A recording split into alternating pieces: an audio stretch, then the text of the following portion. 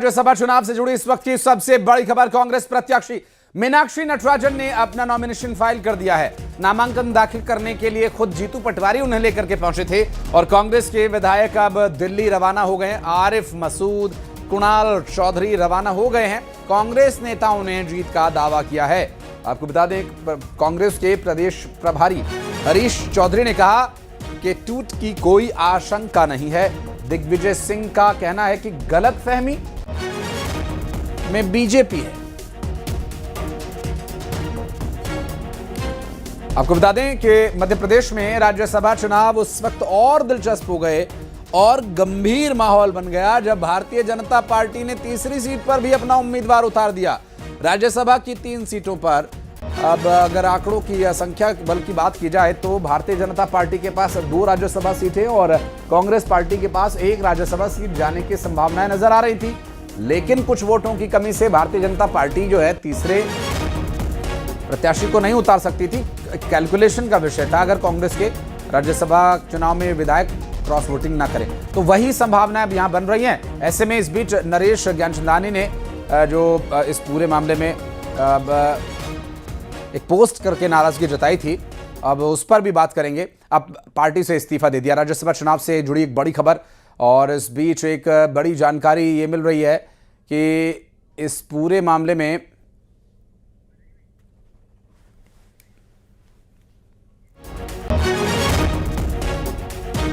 तो नरेश ज्ञानचंदानी ने इस्तीफा दे दिया। इस बीच एक बड़ी खबर, पीसीसी चीफ जीतू पटवारी को इस्तीफा भेजा है।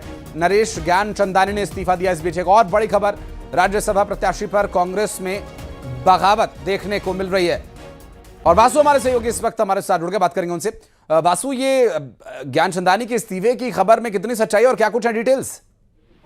बिल्कुल, देखिए बिल्कुल सच है कि जो नरेश ज्ञानचंदानी जो हुजूर विधानसभा से कांग्रेस के प्रत्याशी थे, हालांकि वो बहुत बड़ी मार्जिन से जो है वो रामेश्वर शर्मा से चुनाव हार गए थे, लेकिन उन्होंने लगातार कांग्रेस के लिए आवाज उठाने का काम किया था। अब उन्होंने इस्तीफा दे दिया है और इस्तीफा इसलिए चर्चाओं में है क्योंकि कुछ दिन पहले उन्होंने एक सोशल मीडिया पर एक पोस्ट किया था, एक ट्वीट किया था और उस ट्वीट में ये लिखा था कि राज्यसभा के लिए जो प्रत्याशी चयन करने का काम किया गया उसमें पार्टी से चूक हो गई, उसमें भूल हो गई। मीनाक्षी नटराजन की जगह कोई और अच्छा प्रत्याशी, अच्छा कैंडिडेट जो है वो हो सकता था और कमलनाथ, दिग्विजय सिंह जैसे नेताओं को लगातार राज्यसभा में भेजने की मांग कई कांग्रेस नेता कर रहे थे और उसके बाद से ही नरेश ज्ञानचंदानी जो है वो विवादों में घिरे हुए थे और चाहे पार्टी के नेता हो या अन्य लोगों, कई तरीके की जो बयानबाजी है वो इस दौरान देखी गई और अब नरेश ज्ञानचंदानी ने अपने पद से इस्तीफा दे दिया है। प्राथमिक सदस्यता से उन्होंने इस्तीफा दिया है।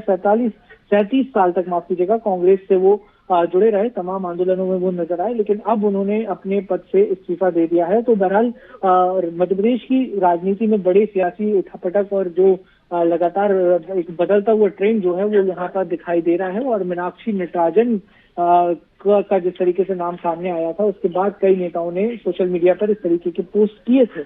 अब जो इस्तीफा नरेश ज्ञानचंदानी ने सौंपा है, क्या कांग्रेस इसको स्वीकार करती है, पार्टी का इसको लेकर क्या कुछ रोक होता है, ये देखने वाली बात होगी। क्या अगर कर लेती है कांग्रेस स्वीकार तो उससे स्पष्ट मैसेज ये जाएगा कि पार्टी गाइडलाइंस को या पार्टी जिसे भी उतारे उसको आपको मानना होगा। ये एक बहुत तय मैसेज जाएगा। बहुत शुक्रिया आपका इस पूरे मामले पर जानकारी देने के लिए और इस खबर पर आप नजर बनाए रखिएगा। आगे डिटेल्स देने के लिए फिर हम आपसे जरूर संपर्क करेंगे। इस बीच एक राज्यसभा चुनाव से जुड़ी और बड़ी खबर, कांग्रेस प्रत्याशी मीनाक्षी नटराजन ने नामांकन किया और राज्यसभा चुनाव से जुड़ी हुई ये बड़ी खबर। और आपको बता दें कि इस दौरान जानकारी ये भी मिल रही है कि दिग्विजय सिंह समेत कई दिग्गज नेता नामांकन के दौरान वहां उनके साथ मौजूद रहे और ये देखिए तस्वीरें भी सामने आ चुकी हैं। मीनाक्षी नटराजन के नामांकन भरने के दौरान की तस्वीरें हैं। किसी तरह की कोई सिली मिस्टेक ना रह जाए, इसके संबंध में भी पहले ही ये जांच लिया गया था और लगातार डिटेल्स हम आगे आप तक पहुंचाते रहेंगे। गलतफहमी में है वे लोग जी। कांग्रेस संगठित है जी। मीनाक्षी नटराजन जी नहीं, कांग्रेस लड़ रही है जी और हम सब लोग एकजुट हैं, पूरे विधायक एकजुट हैं। आपने भी सर लगातार विधायकों से मुलाकात की है पिछले कुछ दिनों में? हाँ, सब एकजुट है। ये 10 विधायक ने उसके बाद भी इस तरह का निर्णय लेना, ये अपने आप में मैसेज है कि इनको लोकतंत्र की हत्या करना है। कोई नैतिक मूल्यों का किसी प्रकार का इनके पास दायित्व भी नहीं।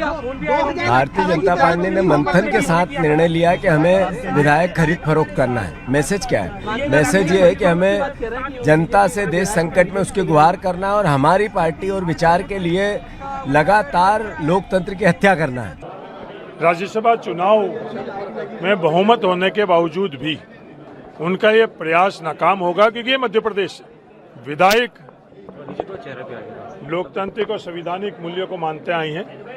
इनका धनबल यहाँ पर विफल होगा।